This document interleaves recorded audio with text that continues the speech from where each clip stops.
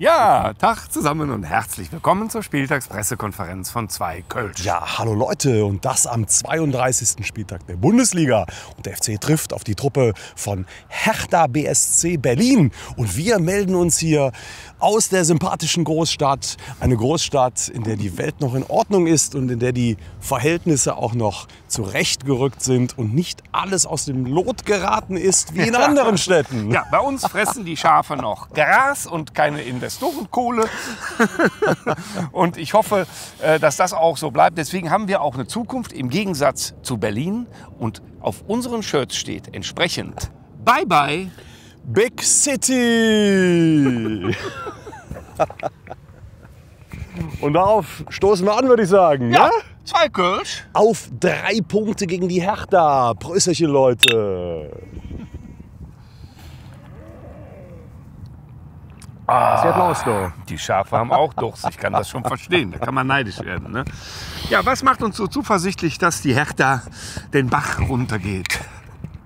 Tja, also wenn ich mir die Leistungen in den letzten Wochen angeschaut habe, dann steht da erstmal eine sehr verunsicherte Mannschaft auf dem Platz.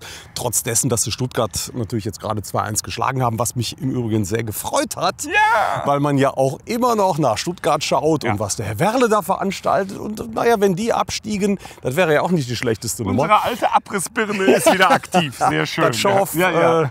Ne, aus dem Schwabeland. Ja. Na gut, was macht uns ansonsten optimistisch? Vor allen Dingen unsere eigene Stärke, würde ich sagen. Also was wir in Leverkusen da gezeigt haben, das war wirklich für mich nicht nur das emotionalste Spiel der Saison, sondern auch wieder mal, wie schon das Auswärtsspiel davor gegen Hoffenheim, das stärkste Saisonspiel. Also unsere Mannschaft ist richtig gut drauf. Und deswegen glaube ich, dass wir Hertha ganz klar schlagen werden und sie damit endgültig in Richtung 2. Liga schicken. Ja, die Jungs haben ganz offensichtlich richtig Bock auf eine vernünftige Abschiedstour für unser Dreigestirn. Ne? Ja. Skiri, Horn und Hector. Alle werden wir verabschieden am letzten Spieltag. Und dazu kommt noch, wenn ich auf die Hertha gucke, da gibt es einige Sachen, die einem gar nicht gefallen. Investorenthema haben wir angesprochen. Aber auch, was der Dardai da abfackelt, dass er sich an irgendwelchen Ersatzspielern irgendwie abarbeitet, denen verpiss dich zuruft. Ja. Das spricht nicht für eine gute Kultur. Das Also die Art und Weise, wie er da wieder eingestiegen ist. Ja, 2019 ist er, glaube ich, gegangen bei Hertha, kurz nachdem der Windhorst da eingestiegen ist. Ja. Und Windhorst, also wirklich Nomen est omen. Wie kann man sich einen solchen Vogel, Windhorst, in den Verein holen? Ja. Sowas möge uns bitte auf alle Ewigkeit erspart bleiben. Liebe Mitglieder und Fans des 1. FC Köln, es gibt viele, die ab und an auch immer mal wieder nach einem Investor rufen. Guckt euch die Hertha an, das ist das absolut abschreckende Beispiel. Sowas wollen wir hier in Köln niemals sehen, damit wir niemals solche schönen Bilder wie hier nicht mehr erleben dürfen. Wir wollen nicht nur von Schafen umgeben sein, ne? Wo wir das jetzt gerade sind. Ja, du wirst die halt auch nicht mehr los, die Investoren. Aber ich glaube, und da könnt ihr euch schon drauf freuen, darüber reden wir in aller Ausführlichkeit im Saisonrückblick. Der steht ja auch jetzt bald irgendwann an. Bis dahin würde ich sagen, gucken wir noch mal kurz zurück auf Leverkusen. Ne? Denn du hast es schon angedeutet, es war natürlich der Burner. Ne? Vor allen Dingen mit der Vorgeschichte. Also das kann ja gar nicht... Also erstens, Leverkusen in einer unfassbar geilen Stimmung. Wir hatten ja über Alonso so ein bisschen Fragezeichen gehängt. Jetzt müssen wir leider Abbitte um Abbitte leisten, bitte, was auch immer. Ja, tatsächlich ganz ordentlich. Macht es großartig. Ja. Das stimmt. Aber Simon Rolfes, also zu dem fahlen Gesicht, würde ich gerne schon auch noch 2, 3 Takte sagen. Wie kann man sich denn bitte schön da hinstellen und sagen, dass man es überhaupt nicht nachvollziehen könne, dass die Kölner sich so aufregen und die hätten ja dadurch gar keine Nachteile erlitten. Also das ist ja der allergrößte Quatsch. Das mag vielleicht auf die Spieler des 1. FC Köln zutreffen, weil denen ist es relativ egal, wie viel Erholungszeit sie haben und ob sie 2 Tage früher antreten. Aber was ist mit den Fans? Ganz ehrlich, in Leverkusen denkt kein Mensch an Fans und das merkt man hier auch. Ja, aber so warum viele, auch? Ja? Ja, es gibt keine, das stimmt. Aber in Köln gibt es welche und auch welche in Süddeutschland, von wo auch immer sind die Leute angereist, haben ihre Reise organisiert, mussten alles absagen, verschieben. Das hat ein Herr Rolfes nicht auf dem Schirm. Wie erbärmlich ist das denn? Ja, du kannst vor allem gar nicht alles absagen, denn es ist ja ein Sonntagsspiel. Das heißt, wenn du aus Süddeutschland anreist, dann nimmst du dir nicht nur ein Hotel, sondern nimmst ja auch einen Tag frei an dem Montag, weil du ja in Köln bleibst. So, ja. Das ist dann alles für die Katze. Jetzt hast du einen freien Montag für was? Für nix. Das ist schon sehr, sehr ärgerlich und da muss man wenigstens die Ehre haben, frühzeitig Bescheid zu sagen. Hat ja keiner was dagegen. Ne? Also, ob wir jetzt Freitag oder Sonntag spielen, darum geht es gar nicht. Ja, und diese arrogante Art hat sich auf dem Platz ja fortgesetzt. Ja. Gott sei Dank. Denn als Leverkusen-Fan, wenn es ihn denn gäbe, wäre ich tatsächlich sehr sauer gewesen über dieses Auftreten. Sehr pomadig, sehr viel mit der Hacke. Herr Wirtz, wie viele Hackentricks haben denn eigentlich geklappt gegen den FC? Ich habe nicht viele gesehen, obwohl du es oft probiert hast. Hat er gespielt? So, und zum Thema Florian Wirtz, vielleicht auch noch eine Sache, bevor ich das nachher vergesse. Machte uns ein FC-Fan darauf aufmerksam, dass die Leverkusener 90 Minuten lang singen. Jeder Kölner ist ein Hurensohn. Was denkt denn eigentlich Florian Wirtz, wenn er das hört? Ja. 90 Minuten. Ja, fand ich ganz interessant, den Hinweis. Ihn mal fragen. Ja. Ja, wohl wahr. Ja, und Leistung auf dem Platz. Also wer ist dein Derby-Held? Es ist ja kein Derby in unserer Welt, aber viele haben es nachher gesungen. Ja, aber es ist ja, ich meine, aus reinem Spott und aus Spaß kann man das mal singen. Wir haben nicht, also da habe ich nicht mitgesungen, weil tatsächlich ist für mich sowas von weit weg von einem Derby. Zum Derby, sagst du immer, gehört Respekt. Den haben wir da nicht. Ja? Also man fühlt sich da in jeder Hinsicht eigentlich beleidigt, dass man gegen die überhaupt spielen muss. Insofern kann das gar kein Derby sein. Und mein Held ist der, den wahrscheinlich alle auswählen, nämlich Davy Selke, logisch. Fußballgott.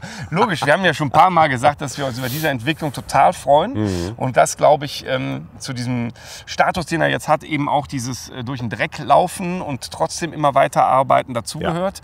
Und das ist einfach eine großartige Geschichte, wo mein Herz höher schlägt. Ja. Und natürlich war es auch wieder eine Mannschaftsleistung. Logo.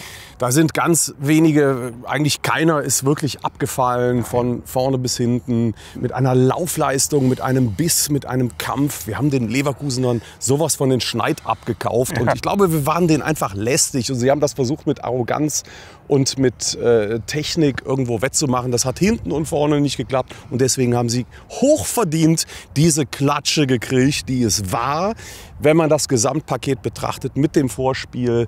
Auch im Übrigen mit unserem Song, den wir aufgenommen haben. Wir haben die Fresse aufgerissen und es hat geklappt. Und das ist das Allergeilste. Und die Leverkusener haben gejammert bei YouTube in den Kommentaren. Und das hat gezeigt, wie sehr sie das genervt hat, dieses Lied. Deswegen, lieber Till, super, super geil.